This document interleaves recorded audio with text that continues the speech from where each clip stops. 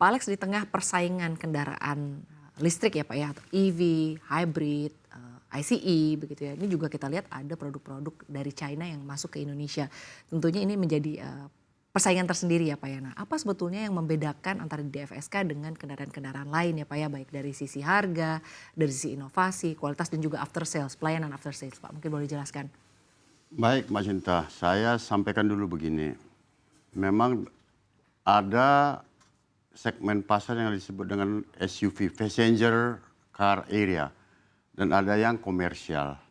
Untuk saat ini memang DFSK atau PT Sokonindo Automobile dalam konteks electric car, kita itu lebih banyak mengkhususkan produk kita itu untuk kebutuhan komersial, meskipun tidak semua. Saat ini kita punya produk yang untuk komersial itu adalah Glora E. Glora E itu adalah untuk kebutuhan logistik, passenger, untuk feeder, untuk pengangkutan. Itu kita harus membedakan dengan yang lain, artinya kita tidak bersaing dengan passenger car, itu satu.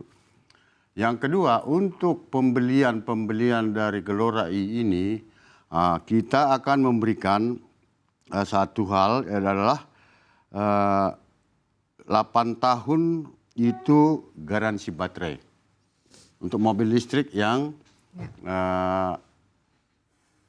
blind van, passenger car atau sejenisnya. Nah, kalau untuk komersial ini, untuk komersial kita berikan 5 tahun, untuk passenger car kita berikan 8 tahun. Itu satu. Nah, yang kedua bahwa untuk Glora E ini kita berikan free maintenance. Free maintenance. Itu kita berikan bagi pembeli Glora. Nah, itu adalah hal teknis. Tetapi yang paling penting sebetulnya untuk mobil listrik ini adalah bagaimana pengelolaan kita, pelayanan kita after sales satu. Nah, ini kita berikan jaminan ke pembeli kita bahwa persoalan-persoalan yang dihadapi untuk mobil listrik yang dibeli untuk komersial kita akan berikan sehingga tidak terganggu proses bisnis mereka. Kalau untuk mobil passenger listrik, khususnya itu untuk mini series 1, itu tadi kita berikan 8 tahun free baterai dan juga maintenance.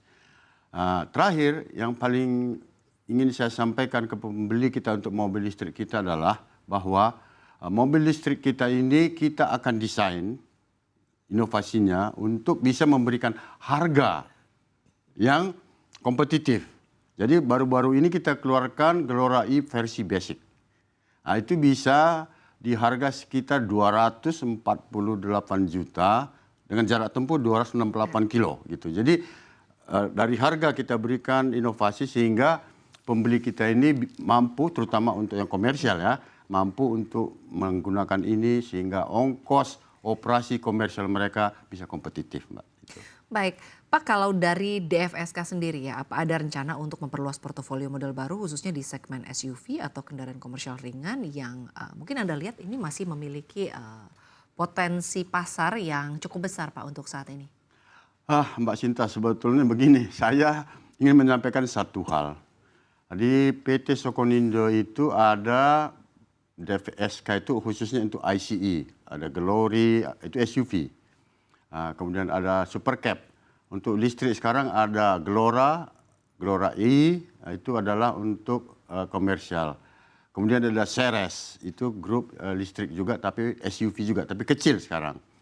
Nah, sebetulnya kita punya inovasi, tapi belum bisa saya sampaikan clear di sini, bahwa kita akan mengembangkan portfolio untuk passenger car nanti. Semoga rencana ini bisa kita lakukan dan beberapa tahun ini sudah di pasar, itu adalah premium mobil listrik yang sifatnya sudah high-tech density. High-tech density seperti apa? Itu kita rencanakan dalam proses perencanaan itu adalah sudah menjadi high-end mobil listrik dengan autonomous drive. Jadi nggak perlu lagi nanti driver. Tapi itu semua dalam proses perhitungan saat ini. Kita ke arah sana. Karena kita tahu bahwa teknologi AI ini akan mendominasi pasar. Dan kita tidak mau juga ketinggalan nanti dalam konteks bagaimana memanfaatkan teknologi artificial intelligence dalam produk-produk DFSK atau Sokonindo. Tapi khusus untuk premium car ini ada saatnya nanti akan kami sampaikan, gitu Mbak.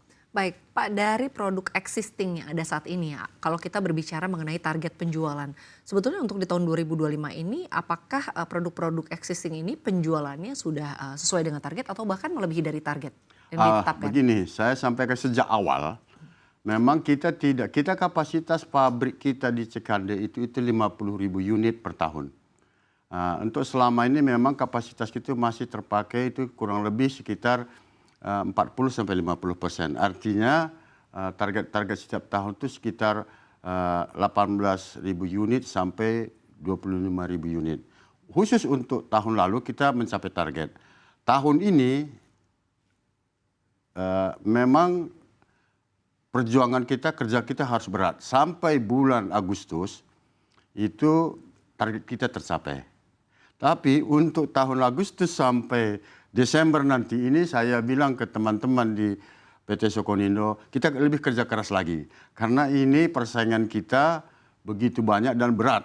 Sehingga kita harus ekstra kerja keras. Ya, jadi untuk tahun ini saya optimis bisa mencapai. Melampaui mungkin tidak gitu. Baik, Pak, kalau kita berbicara mengenai TKDN ya Pak ya. Nah, terkait dengan TKDN ini apakah menjadi tantangan tersendiri juga bagi perusahaan atau Anda memiliki pandangan lain? Begini, TKDN local content ini ya, ini memang satu konsep yang harus kita lihat dari dua sisi. Satu sisi bisnis.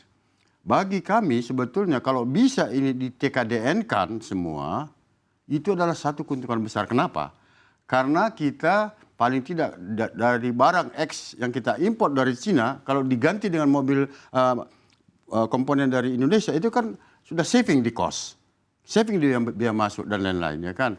Nah, jadi dari sisi bisnis, kita harapkan kita bisa meningkatkan TKDN ini dari komponen dalam negeri, yang tentunya secara cost, delivery, dan technical standard itu terpenuhi. Itu satu. Yang kedua, saat ini Gelora itu sudah mencapai TKDN 44%. Dan kita target ya dalam tahun ini, tahun depan sudah mencapai 60% lah. Ini satu pencapaian yang cukup bagus. Tetapi bagaimanapun juga kami memang di PT Sokonindo itu sangat mengharapkan bahwa industri komponen dalam negeri ini, terutama untuk mobil listrik ini, bisa diberikan insentif atau dukungan pemerintah agar industri komponen mobil listrik ini bisa tumbuh. Sehingga volume yang mereka produksi itu bisa memenuhi standar harga yang kalaupun kita banding dengan Cina.